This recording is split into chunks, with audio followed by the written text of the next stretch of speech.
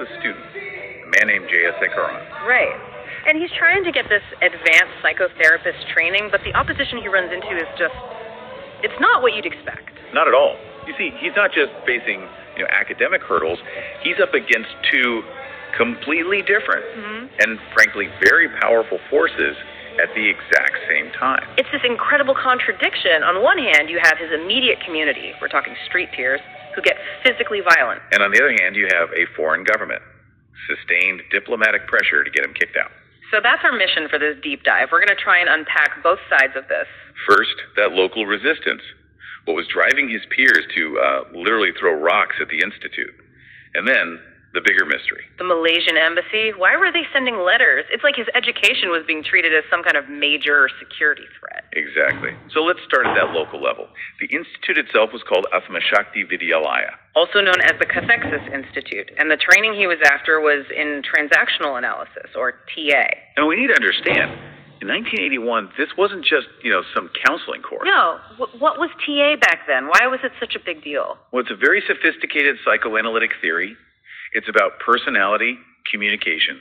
It gives you these clear models, like the parent-adult-child ego states, to understand why people do what they do. So it's a blueprint for human dynamics. Precisely.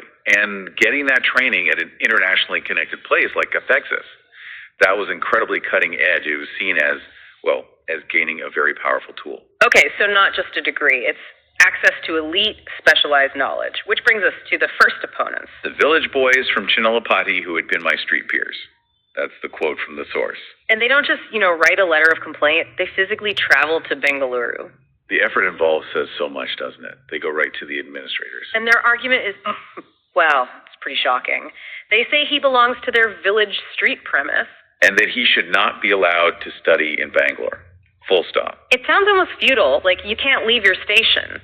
But it seems tied specifically to what he was studying. It was. They saw that this training would change him fundamentally.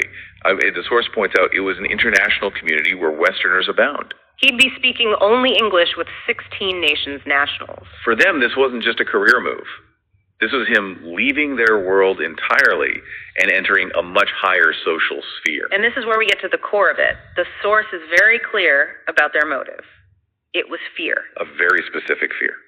That his social status would rise way high after the 4 years. The scale of that fear is what gets me, though. It's just staggering. It is.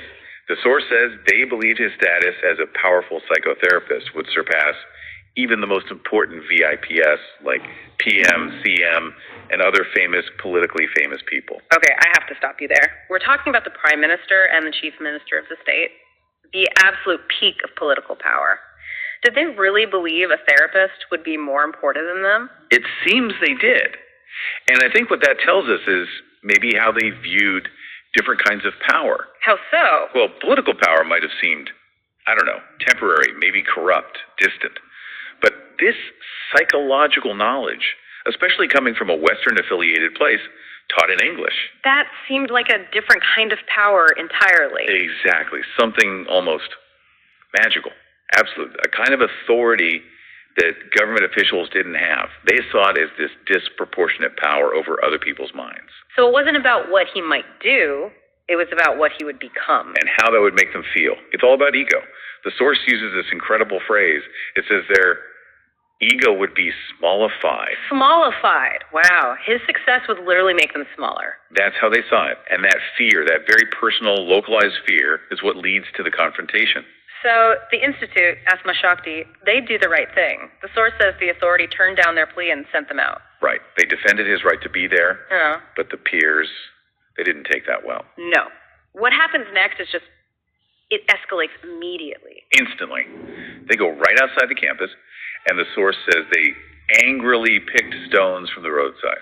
And they just started throwing them at the windows of the building. It's moved from a debate about social status to a literal attack on the institution of knowledge itself. It's so dramatic. It is.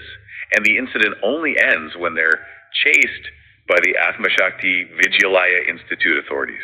So that immediate threat is over. It's violent, it's personal, but he secured his place. His father had even agreed to send him 400 rupees a month to support him. The local battle was won. But just as that chaos settles down, a completely different kind of threat emerges. A much quieter one. Colder. And this is where we pivot to the geopolitical side of things. After he's admitted, the director of the Institute pulls him aside. This is Jackie Lee Schiff, a major figure in the TA world. A very big deal, yes. And she tells him something pretty disturbing. She's been getting letters regularly. From the Malaysian embassy. Yes. And it's not a suggestion or an inquiry.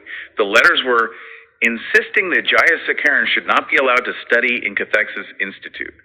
And their justification was what? That he was from Malaysia. Which is just, it's baffling. Why on earth would a foreign embassy care so much about one student in a private training program? Especially when you look at the facts. I mean, yes, he was born in Malaysia. But the source is very clear. He'd been staying in India ever since I arrived in India in the year 1957 as a 1.5-year-old kid. He was, for all intents and purposes, an Indian resident. And Jackie Lee Schiff knew that. She knew fully well his situation, and she could not understand why letters must come regularly. So this forces us to speculate a bit. Let's walk through some of the possibilities here. What's theory one? Well, the simplest explanation is bureaucracy. You know, some outdated citizenship issue, maybe military service obligations tied to his birth country. But would that really lead to regular, insistent letters demanding he be removed from a school? It seems like overkill. It does. Which brings us to a more intriguing theory. It's about the Institute itself. Cathexis was Western affiliated, internationally known. And teaching skills of influence. This Yeah. is 1981. It's still the Cold War era. Exactly. So could a foreign government see one of its birth nationals training at a high-profile, Western-aligned institution as a potential political risk, someone to be monitored or even stopped? So it's the same fear his peers had, just on a global scale. The knowledge itself is the threat. It could be. Knowledge of influence is a kind of political power. And there's a third idea, too, tied to his residency. Okay. If his long-term status in India wasn't fully formalized, if he was in some kind of limbo, maybe Malaysia felt they had a claim on him. And blocking his education was a way to control him, to keep him from becoming independent abroad. It's a possibility. Whatever the real reason, what Jackie Lee Schiff does next is crucial. This is official government pressure. Yeah. Repeatedly. Most people would just fold. To avoid the headache? Sure. But she didn't. She stood her ground against this formal diplomatic coercion. And instead of just kicking him out, she tells him what's happening. She's transparent with him. She protected him. She shielded his educational opportunity from this bizarre state-level pressure. It's a real moment of institutional courage. It really is. So when you step back and look at the whole picture, it's just absurd. Completely. You have one student trying to learn about psychotherapy, and he triggers a violent local uprising because his peers fear his status. And at the very same time, he triggers a sustained formal diplomatic campaign from a foreign government that also seems to fear. It's the very same thing, just on a different scale. It seems so. It's this unique moment where local ego and international politics crash into each other right on this one student's future. It makes you think about what knowledge really meant in that time and place. Why was transactional analysis seen as more threatening than, say, money or a political job? Well, I think his story shows us that the pursuit of understanding yourself and understanding human dynamics can be a profoundly disruptive act. It wasn't just about a career. It was about gaining a kind of intellectual capital that scared people. Both the people on his street and apparently people in an embassy thousands of miles away. Right. And I think for you, the listener, that's the big question this deep dive leaves us with. When does personal development stop being a private journey and start becoming a political act? An act so threatening to the status quo that people will, well, throw stones and write official letters to try and shut it down. For Jayasekaran in 1981, he definitely crossed that line.